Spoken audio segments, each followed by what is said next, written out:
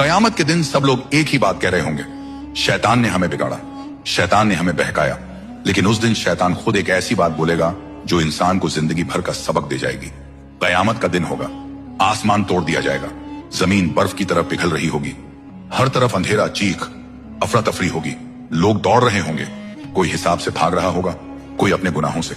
इसी हालत में एक शख्स इब्लिस को देखकर रास्ते में चिल्ला पड़ेगा, ऐ शैतान, तूने मुझे बिगाड़ा, तूने मुझे बर्बाद कर दिया, तूने मुझे गुनाहों में धकेल दिया। इब्लिस रुक जाएगा, उसकी आंखों में एक अजीब सी बेचैनी होगी, मगर चेहरे पर जरा सा भी पछतावा नहीं। वह शख्स फिर चिल्लाकर बोलेगा, मैं अगर जहन्नुम जा रहा हूँ तो तेरी वजह से तूने मुझे हर गुनाह में धक्का दिया। आसपास मौजूद लोग रुक कर देखने लगेंगे। अब शैतान क्या जवाब देगा? हवा थम जाएगी, सन्नाटा छा जाएगा और इब्लिस बड़े सुकून से कहेगा, मैंने तुझे कब धक्का दिया? मैंने कब तेरा हाथ पकड़कर गुनाह करवाया?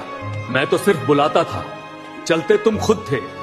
लोग हैरान रह जाएंगे। इब्लिस की आवाज गूंज उठेगी, मैंने बस तेरे दिल में लालच जगाया, लालच की तरफ तू खुद गया, मैंने बस बुराई का रास्ता दिखाया, उस रास्ते पर तू खुद चला। फिर वह जमीन की तरफ इशारा करके बोलेगा, मैंने कब कहा कि मेरी बात अल्लाह की बात से ज्यादा सुन।